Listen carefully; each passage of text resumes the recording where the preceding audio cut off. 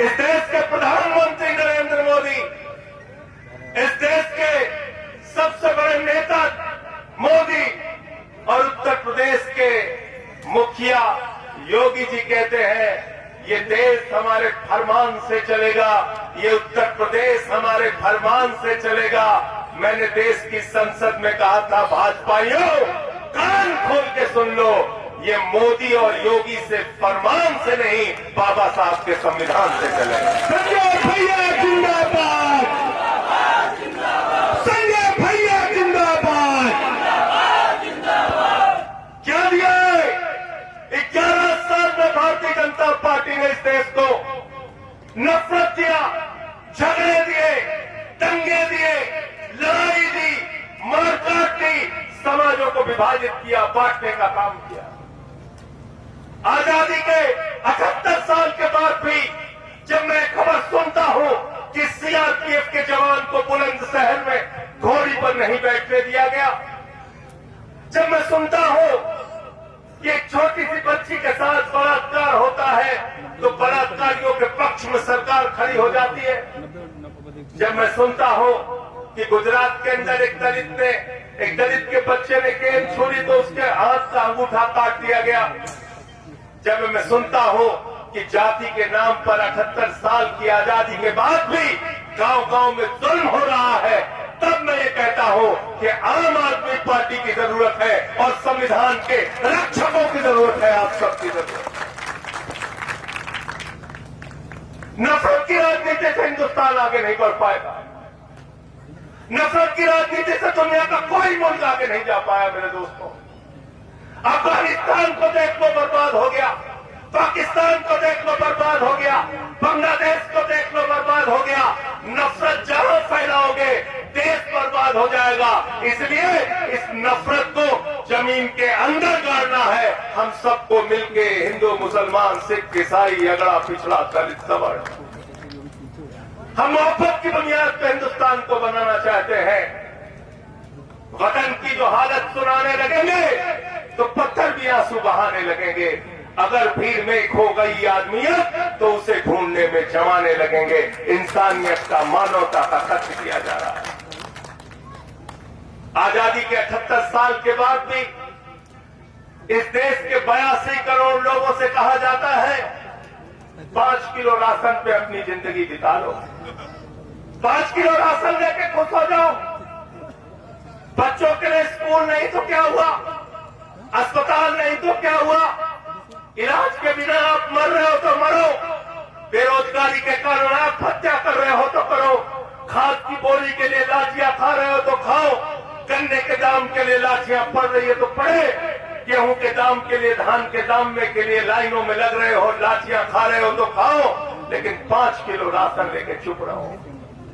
आपको कहा जाता है 5 किलो राशन लेके चुप रहो, 5 किलो राशन ले जाओ और खामोश हो जाओ। लेकिन जो नरेंद्र मोदी का दोस्त है अडानी, उसके नाम पर हवाई में चले जाइए तो जहाज उसके नाम पे, जमीन पे उतर आइए तो एयरपोर्ट उसके नाम पे, रेलवे स्टेशन उसके नाम पे, सड़क उसके नाम पे, बिजली उसके नाम पे, पानी उसके नाम पे, पाताल में चले जाइए तो कोयला उसके नाम पे, गैस उसके नाम पे, आकाश से लेके पाताल तक नरेंद्र मोदी ने हिंदुस्तान की संपत्ति अपने दोस्त के लिए नीलाम कर दी। हम इस राजनीति के खिलाफ हैं, हम इस राजनीति को बदलना चाहते हैं। संजय भैया जिंदाबाद, संजय भैया जिंदाबाद, आम आदमी पार्टी जिंदाबाद, आम आदमी पार्टी जिंदाबाद। मैंने देश की संसद में लिस्ट पढ़ी थी, आपको जान के हैरानी होगी, देश के चंद उद्योगपतियों का 3,53,000 करोड़ रुपए माफ कर दिया गया। जीरो लगाते लगाते थक जाओगे आप। 3,53,000 करोड़ रुपए माफ कर दिया गया। हम कहते हैं किसानों का कर्जा माफ करो, कहते हैं पैसा नहीं है। हम कहते हैं फसल का दाम तो दे दो, कहते हैं पैसा नहीं। हम कहते हैं नौजवानों को नौकरियां दे दो, कहते हैं पैसा नहीं है। हम कहते हैं टैक्स कम कर दो, महंगाई कम कर दो, कहते हैं पैसा नहीं है। मैंने पूछा ये पैसा गया कहां, तो बताया कि नीरव मोदी हिंदुस्तान से लूट के भाग गया। कितना लूट के भाग गया, कितना लूट के भाग गया? 20,000 करोड़ रुपए। ठीक सुना आपने, 20,000 रुपए नहीं, 20,000 करोड़ रुपए बैंकों से लूट के भाग गया। 10,000 करोड़ विजय माल्या लूट के भाग गया। 3,000 करोड़ रुपए ललित मोदी लूट के भाग गया। हिंदुस्तान के चंद पूंजीपतियों ने 6,000 करोड़ रुपए नितिन संदेशरा लूट के भाग गया। मैं आपसे फिरोजाबाद के लोगों को कहना चाहता हूं, जब बैंक वाले आपके कर्जे के लिए पैसा मांगने के लिए आए तो उनसे कहो कि हमारा जो पैसा हिंदुस्तान के चंद लुटेरे लेके भाग गए हैं, उन डकैतों को पकड़ के लाओ और हमारा कर्जा माफ करो। होना चाहिए नहीं होना चाहिए, बताओ? होना चाहिए कि नहीं होना चाहिए? आज गरीब को लाठियों से पीटा जाता है, आम आदमी को परेशान किया जाता है, लेकिन जो लोग इस देश को लूट कर भाग रहे हैं उनके लिए सरकार को रोकने के लिए कोई उनके पास योजना नहीं।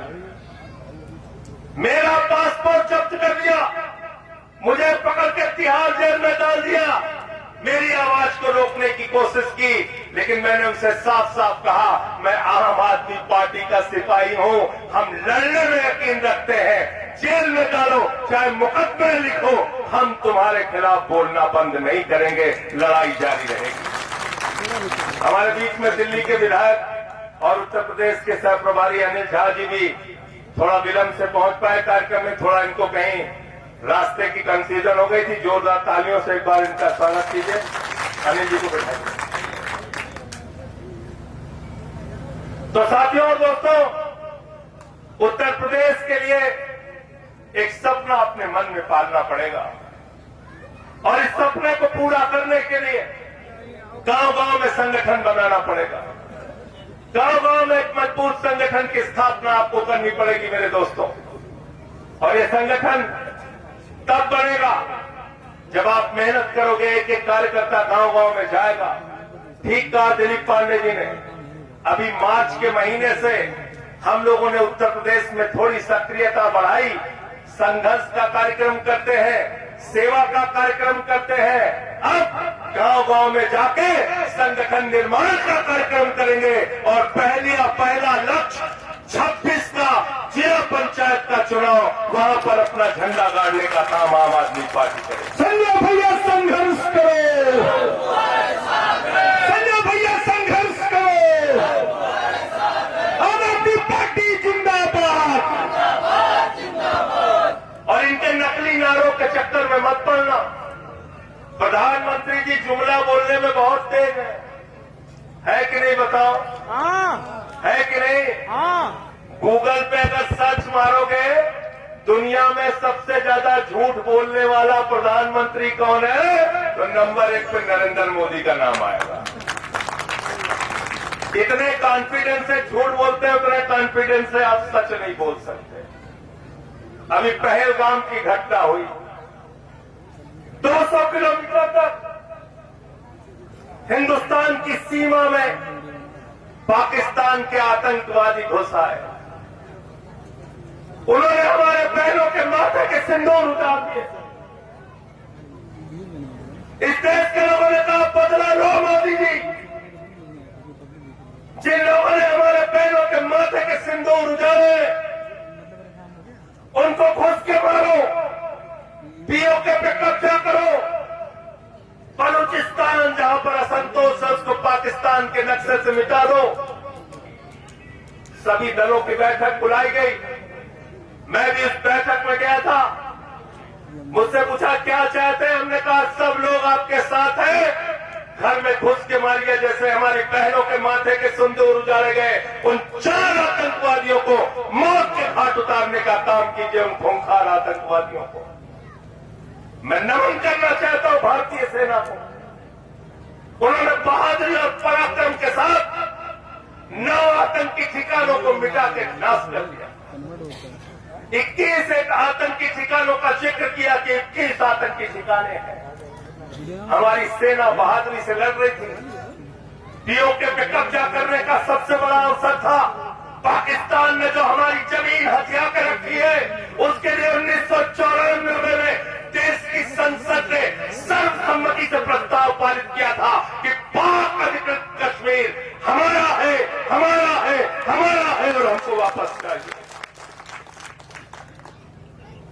पीओके वापस चाहिए कि नहीं चाहिए बताओ? चाहिए।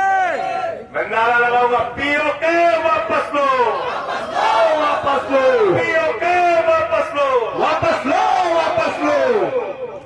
हमारी सेना बहादुरी के साथ लड़ रही थी, अचानक एक ट्वीट आता है।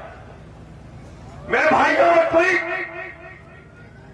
हिंदुस्तान के प्रधानमंत्री का नहीं होता, वो ट्वीट हिंदुस्तान के रक्षा मंत्री का नहीं होता, वो ट्वीट हिंदुस्तान के विदेश मंत्री का नहीं होता, वो ट्वीट आता है अमेरिका के राष्ट्रपति ट्रंप का। हिंदुस्तान 144 करोड़ की आबादी वाला मुल्क, हिंदुस्तान दुनिया का सबसे बड़ा लोकतंत्र, हिंदुस्तान दुनिया की चौथी बड़ी अर्थव्यवस्था, और मुझे शर्म आती है भारत के प्रधानमंत्री पे। उन्होंने भारत का स्वाभिमान, सम्मान, भारत की संप्रभुता उस ट्रंप के आगे गिरवी रखने का काम किया। हम इसकी निंदा करते हैं, भर्त्सना करते हैं, और प्रधानमंत्री जी से कहना चाहते हैं, आओ जनता के बीच में जवाब दो ट्रंप की बातों का। ट्रंप कह रहा है व्यापार की धमकी देकर हमने युद्ध रुकवा दिया। किस चीज की धमकी देके? किस चीज की? कह रहा है दोनों देशों को व्यापार की धमकी दे दिया। अरे पाकिस्तान के साथ अमेरिका का कोई व्यापार है क्या? नहीं। कोई व्यापार होगा क्या? जो व्यापार है वो व्यापार किसके साथ है? इंडिया, हिंदुस्तान के साथ। और हिंदुस्तान में वो व्यापार किसके साथ है? किसके साथ है? जोर से बोलिए। अडानी अंबानी के साथ है, मोदी जी के दोस्तों के साथ है। तो आपने अपने दोस्तों के लिए इस देश का स्वाभिमान गिरवी रख दिया मोदी जी। आपने अपने दोस्तों का व्यापार बचाने के लिए ट्रंप के आगे भारत की प्रतिष्ठा को गिराने का काम किया। आपने अपने दोस्तों को व्यापार को बचाने के लिए पीओके पर कब्जा करने का मौका गवा दिया।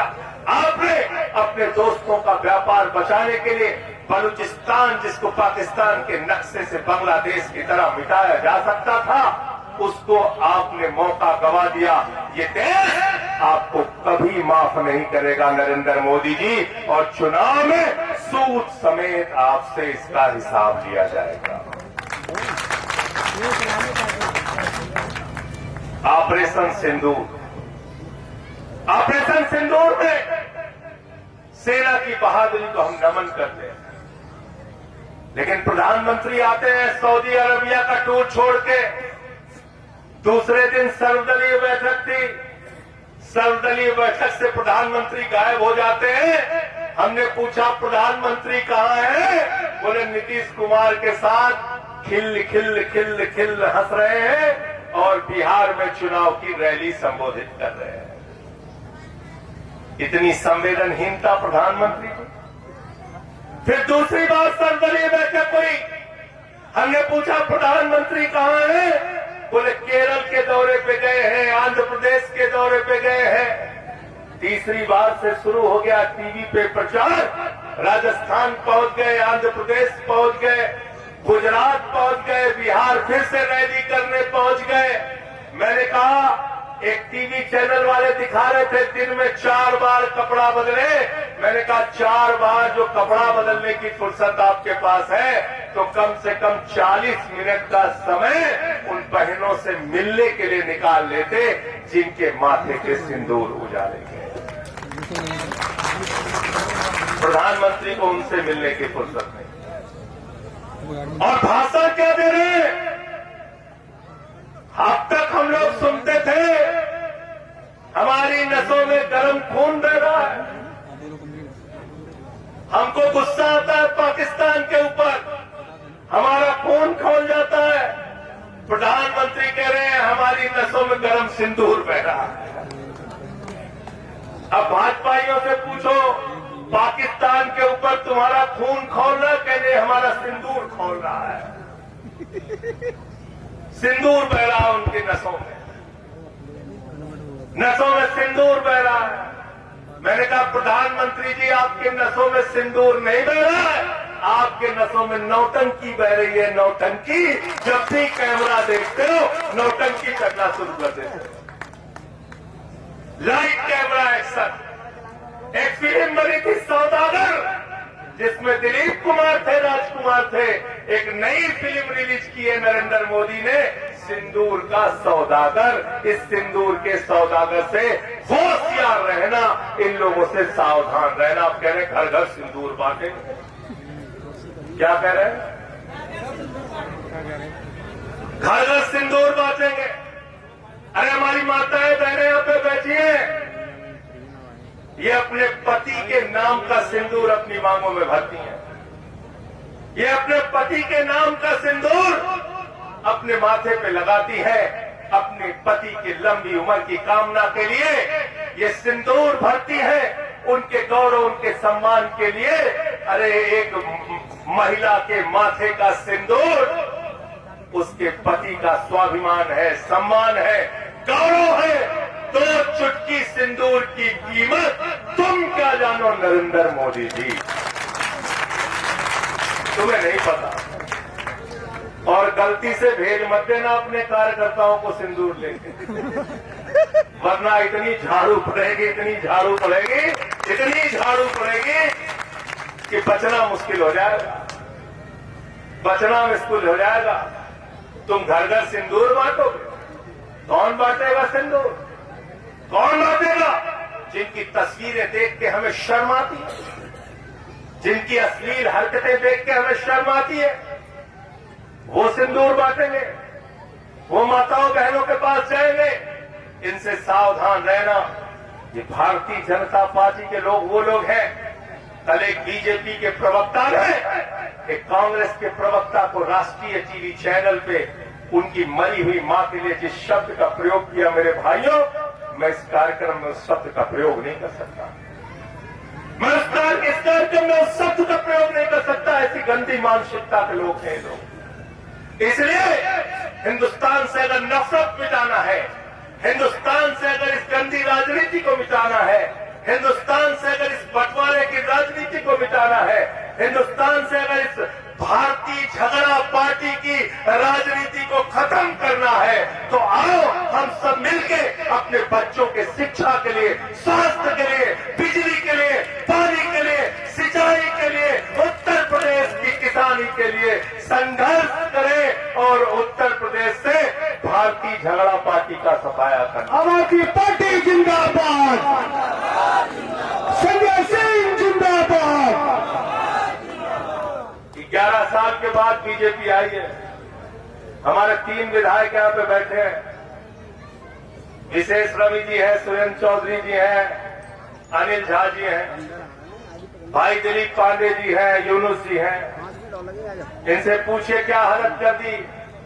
दिल्ली जहां पे बच्चों को फ्री शिक्षा मिलती थी, फ्री दवा इलाज मिलता था, फ्री पानी मिलता था, सब कुछ फ्री था, उस दिल्ली में आज की तारीख में मोहल्ला क्लिनिक बंद हो गया। बिजली 4-4, 6-6 घंटे कटने लगी। वहां पे ऑटो वालों से टैक्स की वसूली शुरू हो गई, लाइसेंस के नाम पे अवैध वसूली शुरू हो गई।